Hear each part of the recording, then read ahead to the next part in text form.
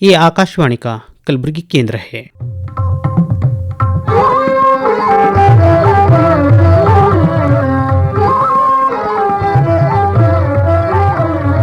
प्रस्तुत है हमारा मासिक हिंदी कार्यक्रम नवरस।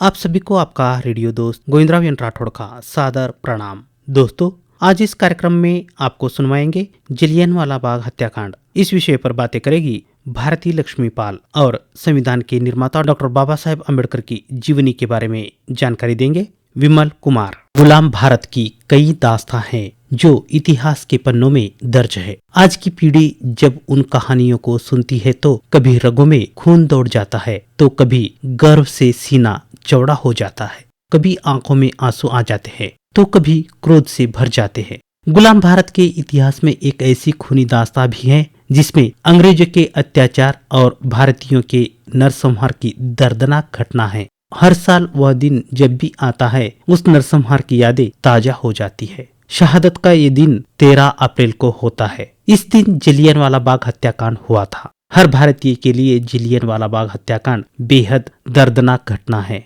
जिसमें खून की नदियां बह गई थी। कुआं भारतीयों की लाशों से पट गए और मौत का वह मंजर हर किसी की रूह को चोटिल कर गया। आइए दोस्तों, अब हम यहाँ पर ज्यादा वक्त जाया न करते हुए जलियांवाला बाग हत्याकांड पर भारती लक्ष्मीपाल जी की बातें सुनेंगे। भारतीय इतिहास के कई पन्ने ऐसे हैं जिसको सुनने के बाद कभी रगों में खून दौड़ जाता है, तो कभी गर्व से सीना चौड़ा हो जाता है, तो कभी आंखों में आंसू आ जाते हैं, तो कभी मन में क्रोध भर जाता है। भारत में गुलामी का इतिहास अंग्रेजों के अत्याचारों और भारतीयों के खून भरी दास्तां का दस्तावेज है। उस समय को जब याद किया जाता है, यह मन में छिपा उस दर्द को उकेरते हुए उस टीस को जगा देता है जो सालों पहले दफन हुआ है। ऐसा ही एक शहादत की घटना जलियांवाला बाग हत्याकांड 13 अप्रैल 1919 है। भारतीय के लिए यह एक दर्दनाक घटना है जिसमें खून की नदियां बह गई थी। कुआं में भरे उन भारतीय लाशों की दर्दनाक मंजर जो रोंगटे खड़ा कर देने वाला था। उस हत्याकांड में कई परिवार तबाह हो गए थे। अंग्रेजों ने बच्चे, बूढ़े, महिला तक को नहीं छोड़ा। अंधाधुंध गोलियों के बौछार ने कई भारतीयों की सीना छल्ली कर दिया था। 13 अप्रैल 1919 को पंजाब के अमृतसर में स्थित जलियांवाला बाग में भारतीयों ने एक शांतिपूर्ण बैठक का आयोजन किया था, जो रॉलेट एक्ट 1919 का शांतिपूर्ण विरोध और डॉक्टर सत्यपाल और सैफुद्दीन किचलू के गिरफ्तारी के विरोध में किया जा रहा था। यह रॉलेट एक्ट 1919 प्रथम विश्व युद्ध 1914-18 के दौरान भारत की ब्रिटिश सरकार ने दमनकारी आपातकालीन शक्तियों की एक श्रृंखला बनाई, जिसका उद्देश्य विध्वंसक गतिविधियों का मुकाबला करना था। इस संदर्भ में सर सिडनी रॉलेट की अध्यक्षता वाली राजद्रोह समिति की सिफारिशों पर यह अधिनियम पारित किया गया था। इसको सरकार ने राजनीतिक गतिविधियों को दबाने के लिए अधिकार दे दिया और 2 साल तक बिना किसी मुकदमे के राजनीतिक कैदियों को हिरासत में रखने की अनुमति दे दिया। 1919 में गांधी जी ने इस कानून के खिलाफ सत्याग्रह का आह्वान किया। यह कानून मूलभूत अधिकारों पर अंकुश लगाने और पुलिस को ज्यादा अधिकार देने के लिए लागू किया गया था।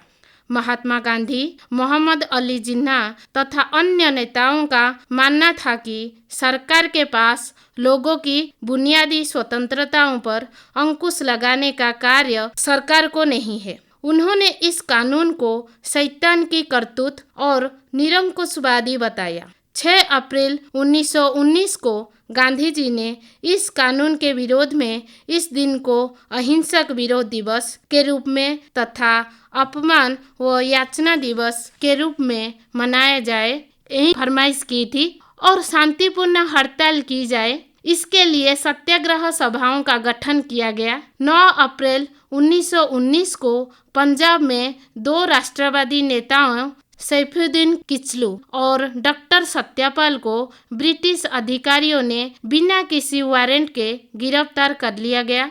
उस घटना के कारण 10 अप्रैल को हजारों की संख्या में प्रदर्शनकारियों ने अपने नेताओं के साथ एकजुट होने के लिए निकले थे। भविष्य में सरकार के खिलाफ कोई विरोध न हो, उसको रोकने हेतु सरकार ने मार्शल लॉ लागू किया और पंजाब में कानून व्यवस्था ब्रिगेडियर जनरल डायर को सौंप दिया।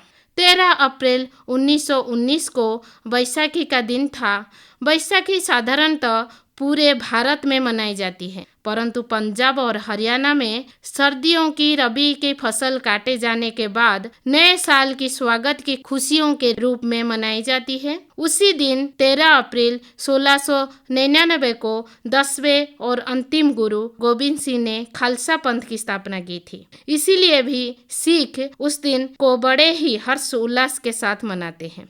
13 अप्रैल को अमृतसर के जालियांवाला बाग में एक सभा का आयोजन किया गया था, जिसमें कुछ नेता भाषण देने वाले थे।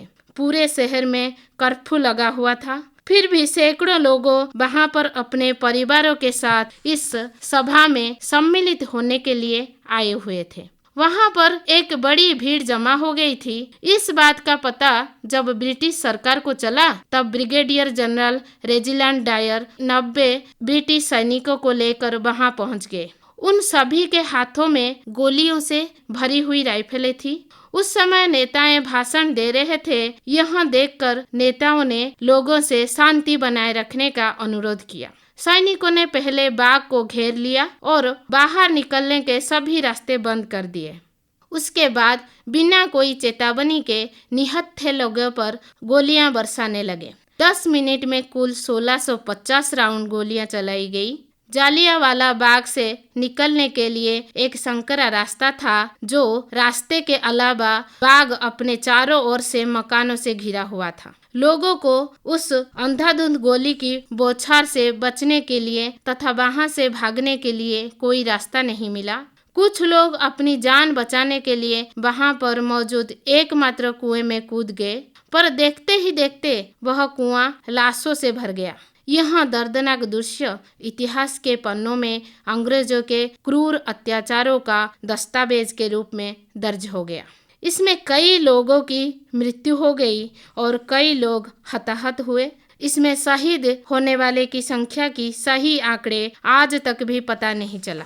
डिप्टी कमिश्नर कार्यालय में 484 शहीदों की सूची है, तो जालियांवाला बाग में 388 शहीदों की सूची है।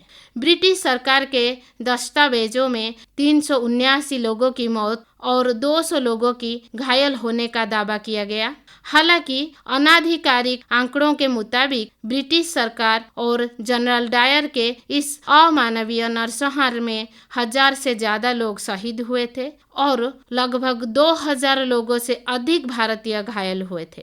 जनरल डायर ने लोगों को भयभीत करने के लिए यह नरसंहार किया ताकि लोग आजादी की लड़ाई से पीछे हट सके, लेकिन ब्रिटिश सरकार की धारणा गलत साबित हुई तथा इस घटना के बाद पूरे देश में ब्रिटिश सरकार के खिलाफ विरोध प्रदर्शन होने लगे। लोगों के आक्रोश को देखते हुए ब्रिटिश सरकार ने इसकी जांच हेतु हंटर समिति का स्थापना किया। हंटर समिति का गठन 14 अक्टूबर 1919 को किया गया था, जिसका नेतृत्व लॉर्ड विलियम हंटर ने किया।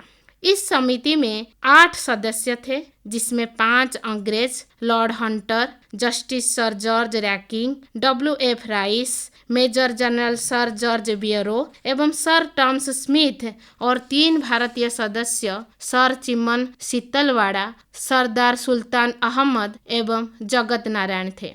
19 नवंबर को जनरल डायर कमीशन के सामने पेश हुए। उन्होंने कहा कि वे भीड़ पर गोली चलाने की योजना बनाई थी, न केवल उनको तितर बितर करने के लिए, बल्कि उनके मन में भय उत्पन्न करने तथा विद्रोह को रोकने के लिए। वे यह भी स्वीकार किए कि वे घायलों को लावारिस छोड़ दिए। यह समिति मार्च 1920 में अपनी रिपोर्ट प्रस्तुत की। समिति ने संपूर्ण प्रकरण को रफा दफा करने का प्रयास किया। पंजाब के गवर्नर को निर्दोष घोषित किया गया। समिति ने जनरल डायर पर बोझ डालते हुए कहा कि डायर ने कर्तव्य को गलत समझते हुए जरूरत से अधिक बल प्रयोग किया, पर जो कुछ किया निष्ठा से किया। तत्कालीन भारत सचिव मॉन्टेग्यू ने कहा कि जनरल डायर ने जैसा उचित समझा उसके अनुसार बिल्कुल नेक नियत के साथ कार्य किया। अलबत्ता उससे परिस्थिति को ठीक ठीक समझने में गलती हो गई। डायर को इस अपराध के लिए नौकरी से हटाने का दंड दिया गया। ब्रिटिश अखबारों ने उसे ब्रिटिश साम्राज्य का रक्षक एवं ब्रिटिश लॉर्ड सभा ने उसे ब्रिटिश साम्राज्य का शेर कहा। सरकार ने उसकी सेवाओं के लिए उसे मान की तलवार की उपाधि प्रदान की। परिणाम स्वरूप गांधी जी ने असहयोग आंदोलन की भूमिका बनाई।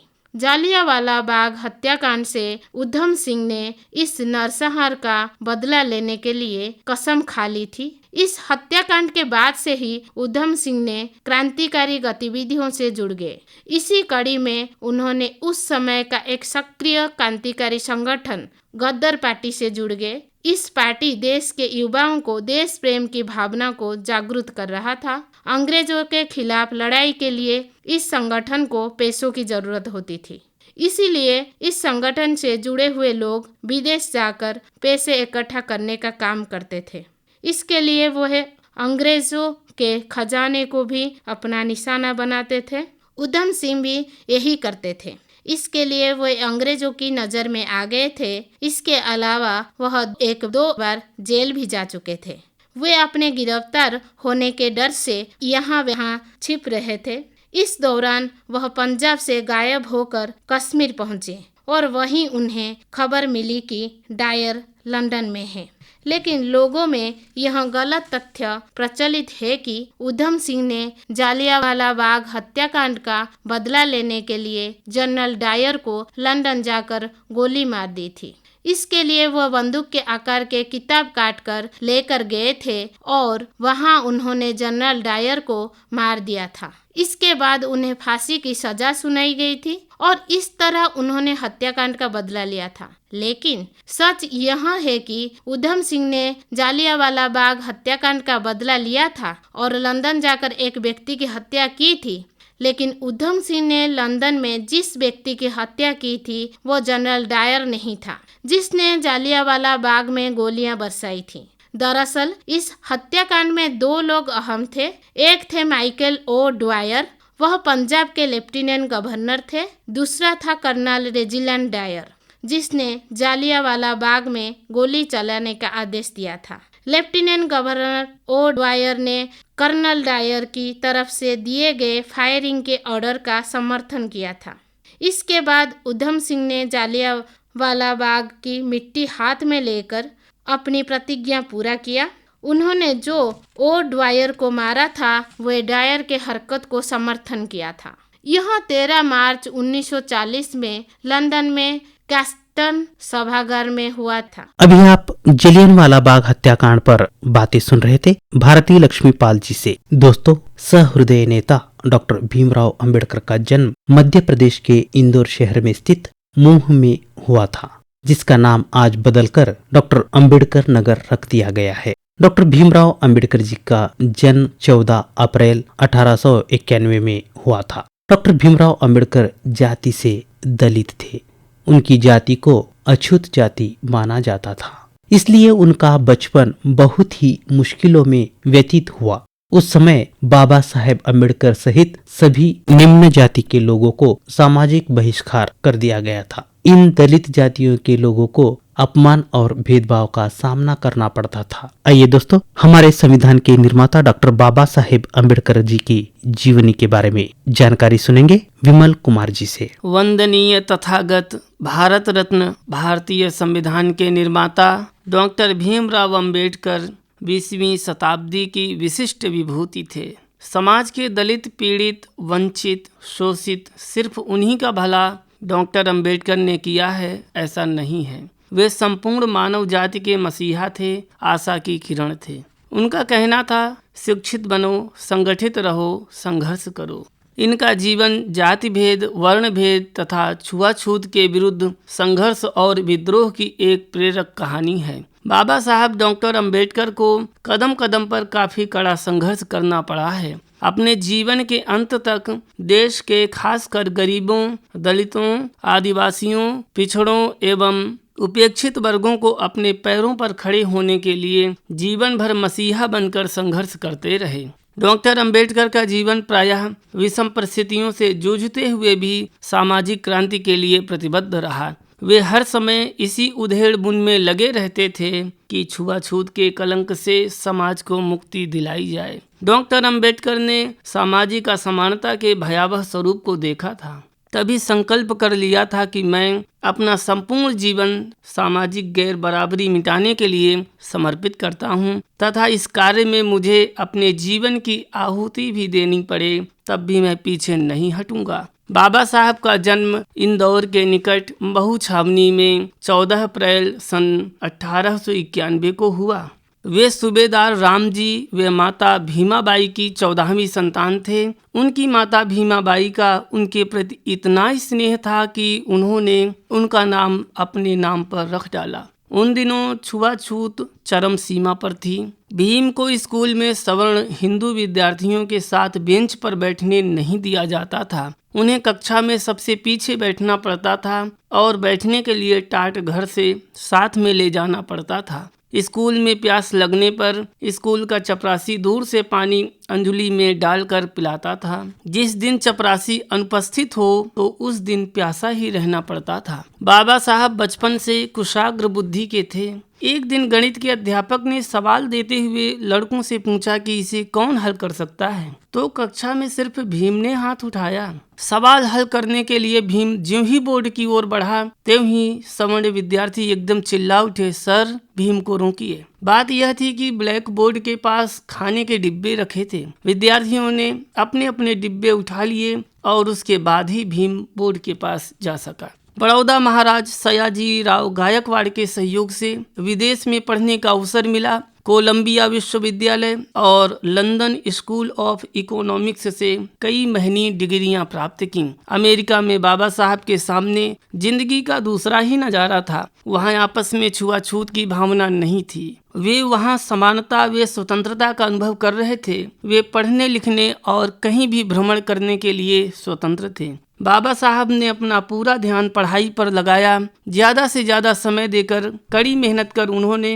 अर्थशास्त्र, समाजशास्त्र, इतिहास, दर्शन शास्त्र, मानव शास्त्र, विधि शास्त्र और राजनीति शास्त्र का गहन अध्ययन किया। लंदन में बाबा साहब कठिन मेहनत कर रहे थे। इधर भारत में रमाबाई का भी बुरा हाल था। गोबर के कंडे बनाती एवं उन्हें बेचकर जैसे तैसे अपना घर चला रही थीं। पैसे एवं दवाई के अभाव में उनकी 2 संतानों की मौत हो गई। डॉक्टर बाबा साहब अंबेडकर पहले ऐसे व्यक्ति थे जो पुस्तकालय खुलने के पहले ही पहुंच जाते थे। विशाल पुस्तकालय में लाइब्रेरियन डॉक्टर अंबेडकर को ढूंढते एवं कहते कि डॉक्टर अंबेडकर सब चले गए, लाइब्रेरी बंद करने का समय हो गया, अब आप भी जाइए। बाबा साहब जब बाहर निकलते तो उनके पैंट के जेब कागजों की पर्चियों से भरे होते थे जिस पर उनके नोट्स होते थे। उनकी पढ़ाई की साधना एक दीर्घ तपस्या थी। डॉक्टर अंबेडकर ने विदेश में शिक्षा प्राप्त की। शिक्षा पूरी करके जब वे भारत लौटे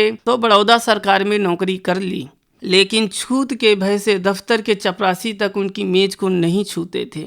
चपरासी भी उन्हें फाइलें फेंक कर देता था। अछूत होने के कारण बड़ौदा में उन्हें रहने के लिए ना तो होटल में जगह मिली और ना कोई मकान मिल पाया। बड़ी दिक्कत से एक पारसी होटल में उन्हें रहने के लिए एक कमरा मिल गया। कुछ ही दिनों बाद पारसियों को पता चला कि यहाँ रुका हुआ व्यक्ति तो कोई अछूत है। पारसी लाठियां लेकर आ गए। उस दिन की घटना से बाबा साहब बहुत दुखी हुए। बड़ौदा के अपमान से उन्होंने अपने जीवन का एकमात्र ध्येय निश्चित किया कि हिंदू समाज के अन्याय व अत्याचार का प्रतिकार करके अपने दलित भाइयों में स्वाभिमान जगाना है। जिस जाति की वजह से ये सब सहन करना पड़ रहा है, इतना पढ़ाई लिखाई करने के बावजूद भी डॉक्टर अंबेडकर जी को बड़ौदा सरकार में नौकरी करते समय एक रहने के लिए घर ठिकाना नहीं हुआ। तब संकल्प किया, जिस जाति व्यवस्था की वजह से मुझ पर ये अन्याय हुआ है, इसको खत्म किए बगैर मैं नहीं रहूंगा। इस प्रकार डॉक्टर अंबेडकर जीवन का ध्येय निश्चित कर बंबई लौट आए। डॉक्टर अंबेडकर ने स्वयं लिखा है, मी कसा झालो, यानी मैं कैसे बना। एक एक पल की घटनाओं दुर्घटनाओं का उनके पास पूरा लेखा जोखा था। उन्हें स्वयं अपने जीवन में कितनी बार तिरस्कार सहना पड़ा होगा, फिर भी वे आत्मसंयम रखते हुए सम्मान के लिए संघर्ष करते रहे। इस तरह की तमाम मुसीबतें भोगने के बाद भी उन्होंने सामाजिक न्याय का दृष्टिकोण गरीबों, दलितों, आदिवासियों, पिछड़ों एवं अन्य उपेक्षित वर्ग के सामने रखा। डॉक्टर अंबेडकर के इस दृष्टिकोण ने भूख, गरीबी और लाचारी में भी आदमी को टूटना नहीं सिखाया, बल्कि उन्हें संघर्ष करने तथा आगे बढ़ने की प्रेरणा दी। डॉक्टर अंबेडकर के आर्थिक चिंतन का पक्ष समग्र सामाजिक चिंतन का सार है, क्योंकि जो सामाजिक क्रांति से वे उत्पन्न करना चाह रहे थे, वह सार के रूप में आर्थिक परिवर्तन ही था। डॉक्टर अंबेडकर समाज में समानता, विशेषकर आर्थिक समानता के पक्षधर थे। उनका मानना था कि संसार में जितना अन्याय और अनाचार है, जितना द्वेष है, मालिन्य है, सब आर्थिक असमानता के कारण है। जब तक संपत्ति पर एकाधिकार रहेगा, तब तक मानव समाज का उद्धार हो ही नहीं सकता। एक अर्थशास्त्री वही होता है जो युग की मान्यताओं के साथ साथ विश्व व्यापार को भी समझता है। विश्व बंधुत्व की भावना विश्व में बदलते आर्थिक संबंधों को भी सरलता से सुलझाने का प्रयास करता है, जिससे आए आर्थिक संदर्भों के साथ राष्ट्र का मार्ग प्रशस्त कर सके। डॉक्टर अंबेडकर आर्थिक ढांचे में महिलाओं के योगदान को भी महत्वपूर्ण मानते थे। संविधान में वे बच्चों, स्त्रियों तथा पिछड़े वर्गों के लिए समुचित स्थान दिया। कानूनविद, इतिहासविद, राजनीतिज्ञ, शिक्षाविद, धर्म और दर्शन के ज्ञाता होने के कारण अंबेडकर ने अहिंसावादी राज्य समाजवाद की संकल्पना प्रस्तुत की। डॉक्टर अंबेडकर उच्च कोटि के राजनीतिक विचारक थे। उन्होंने अपने समय की राजनीतिक समस्याओं का तो विश्लेषण किया ही, राजनीतिक दर्शन की कुछ आधारभूत समस्याओं समानता, स्वतंत्रता, न्याय, लोकतंत्र, राजनीतिक दल, मताधिकार, शासन प्रणाली, समाजवाद, पंथ निरपेक्षता आदि पर भी अपने विचार प्रकट किए हैं। अंबेडकर कर्मयोगी थे और वे समझते थे कि लोगों को अपने अधिकारों की रक्षा के लिए सदैव जागरूक रहना चाहिए। वे किसानों और मजदूरों के बड़े हितैषी थे। डॉक्टर अंबेडकर एक ऐसे जननायक हैं जिन्होंने आजीवन दलित हितों के संरक्षण के लिए कार्य किया था। वे ऐसे विचारक हैं जिनके जीवन में स्वतंत्रता, समानता और भाईचारे की भावना का सर्वोच्च स्थान था। वे इन्हीं सिद्धांतों पर चलकर समाज में परिवर्तन लाना चाहते थे। वे चाहते थे कि स्वतंत्र भारत के प्रत्येक नागरिक को समाज में सम्मान के साथ जीने का अधिकार मिले, चाहे वह व्यक्ति ऊंची जाति का हो या नीची जाति का। कानून के समक्ष सब समान हो, सबको शिक्षा और रोजगार प्राप्त करने का अधिकार हो। वे शिक्षा द्वारा ऐसे समाज के स्वप्न दृष्टा थे जिसकी रचना सब प्रकार के शोषण से मुक्त हो, जहां मनुष्य मात्र को समता, न्याय, प्रेम, प्रगति, सहज प्रकाश जो समाज को आलोकित कर सके, जहां जाति की अपेक्षा कार्य की श्रेष्ठता प्रतिष्ठित हो, जहां वर्ण, वर्ग एवं पंथ की दीवारें मानव को अलग ना करें। वे चाहते थे कि अस्पृश्य विद्यार्थी भी बुद्धिमत्ता और योग्यता में एक आदर्श विद्यार्थी के रूप में अपना अस्तित्व स्थापित करें। उनका विश्वास था कि असहायों को विकास की धारा से जोड़ने वाले संसाधनों में शिक्षा सर्वश्रेष्ठ साधन है। इसलिए उनका सर्वाधिक जोर शिक्षा के प्रसार पर रहा। संविधान में निःशुल्क एवं अनिवार्य शिक्षा की व्यवस्था इसी उद्देश्य का प्रतिफल है। उनके जीवन का सबसे बड़ा उद्देश्य कमजोर वर्ग में चेतना बोध पैदा करने के लिए शिक्षा के प्रति उन्हें जागरूक बनाना था। संविधान की प्रारूप समिति का अध्यक्ष नियुक्त किया गया था और यह अवसर उनके लिए एक सुनहरा अवसर था। वे भली भांति जानते थे कि अछूतो उद्धार का काम तभी सफल हो सकता है जब सामाजिक समानता के संवैधानिक अधिकार सबको प्राप्त हो जाएं। उसी लक्ष्य के आधार पर डॉक्टर अंबेडकर ने रात दिन काम करने के साथ ही अपने विचारों को ग्राह्य बनाने का भरसक प्रयत्न किया और एक ऐसे संविधान की रूपरेखा तैयार की जो भारतीय परिस्थितियों के अनुरूप थी। संविधान की रचना के पीछे उनके व्यक्तित्व की छाया आसानी से देखी जा सकती है। उन्होंने जिस विशाल कार्य को अपने ऊपर लिया उसका संपादन उन्होंने पूर्ण आस्था एवं निष्ठा से किया और अपने राष्ट्र के हित को भी नजरअंदाज नहीं किया। एक वर्ग विशेष की समस्याओं से ग्रस्त होने के बावजूद भी आपने अपने देश की मर्यादा और गरिमा को बनाए रखा और एक ऐसे संविधान को संभव बनाया जिसका अस्तित्व उनके विलक्षण तार्किक शक्ति के बिना संभव नहीं था। डॉक्टर अंबेडकर ने अपने क्रांतिकारी और पथ प्रदर्शक विचारों और कार्यों से न केवल भारत बल्कि पूरे विश्व पर एक स्थायी प्रभाव छोड़ा है। उन्होंने स्वदेशी विचारों को विकसित किया है और भारत को सांस्कृतिक और नैतिक पहचान प्रदान की है। शिक्षकों और छात्रों को उनकी सोच और काम से परिचित कराने और उन्हें पढ़ाई में शामिल करने की बहुत आवश्यकता है। भारत रत्न बाबा साहब डॉक्टर भीमराव अंबेडकर 20वीं शताब्दी के एक महान राष्ट्रीय नेता थे। वे एक बुद्धिजीवी विद्वान व्यक्ति थे और उन्होंने राष्ट्र निर्माण में बहुत योगदान दिया। उन्होंने दलित जनता को मुक्ति दिलाने और लाखों दलित वर्ग के मानवाधिकारों को सुरक्षित करने के लिए कई आंदोलनों का नेतृत्व किया। उन्होंने भारत के आधुनिक भारतीय संविधान को तैयार करने में अपने अपार योगदान के माध्यम से एक अमिट छाप छोड़ी है। भारत रत्न डॉक्टर बाबा साहब अंबेडकर बहुमुखी प्रतिभा के व्यक्ति, महान अर्थशास्त्री, संविधानविद, समाज सुधारक, राजनीतिक विचारक, दलितों के समर्थक और सबसे बढ़कर एक महान मानवतावादी थे। अपने पूरे जीवन के दौरान उन्होंने समाज में जीवन के सभी क्षेत्रों में बुनियादी सिद्धांतों, स्वतंत्रता, समानता और बंधुत्व को स्थापित करने के लिए संघर्ष किया। इन्हें हासिल करने के लिए उन्होंने अपनी मानसिक क्षमता का इस्तेमाल किया और संवैधानिक तरीकों का पालन किया। उनका पूरा जीवन शोषित लोगों को मुक्ति दिलाने के लिए महान संघर्ष का रहा। उन्होंने इस देश के नागरिकों को जाति, रंग और पंथ, जन्म स्थान, धर्म या लिंग के आधार पर बिना किसी भेदभाव के मौलिक अधिकारों का आनंद लेने के लिए उदार संविधान का मसौदा तैयार करने में अत्यधिक सावधानी बरती थी। लोकतंत्र की उनकी धारणा ने उन्हें लोकतंत्र के आधुनिक विचारकों के बीच अद्वितीय बना दिया। चक्रवर्ती राजगोपालाचारी ने डॉक्टर अंबेडकर के विषय में सच ही कहा है। वे बहुत ही प्रखर न्यायिक प्रज्ञा रखने वाले सत्यनिष्ठ व्यक्ति थे। अपार विद्वता संपन्न, स्वाभिमानी और निसंकोच होने के साथ ही सहृदय व्यक्ति थे। उचित ढंग से और निष्कलंक मन से संपर्क करने वालों के प्रति वे स्नेहशील थे। 14 अक्टूबर 1956 को डॉक्टर भीमराव अंबेडकर ने दीक्षा भूमि नागपुर में बौद्ध धर्म ग्रहण किया। यदि कहा जाए कि भगवान बुद्ध के दर्शन को अपने जीवन में साकार रूप देने वाले डॉक्टर अंबेडकर स्वयं बोधिसत्व हो गए थे तो इसमें कोई आश्चर्य न होगा। मानव मात्र की सेवा में अपने को समर्पित करने वाला व्यक्तित्व, दलितों, दुखियों, शोषितों और पीड़ितों की दर्द भरी मूक भाषा को अमर स्वर प्रदान करने वाला महामानव समाज में कभी कभी ही जन्म लेता है। डॉक्टर अंबेडकर के जीवन में कबीर, महात्मा फूले एवं भगवान बुद्ध का चरित्र प्रेरणा पुंज रहा है। उनकी एक ही अभिलाषा थी, अपने चिंतन दर्शन को आने वाली पीढ़ी को सौंप दें। जीवन की गोधूली में रात दिन एक कर दिया।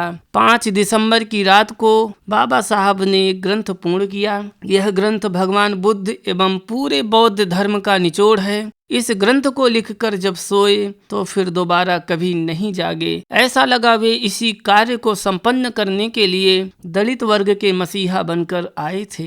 अब तक आप विमल कुमार जी से संविधान के निर्माता डॉक्टर बाबा साहेब अम्बेडकर की जीवनी सुन रहे थे। इसके साथ ही आज का हमारा ये मासिक हिंदी कार्यक्रम नवरस समाप्त होता है। निर्माण सहयोग था गोविंदराव एन राठौड़ का और कार्यक्रम के निर्माता थे डॉक्टर सदानंद पेरला।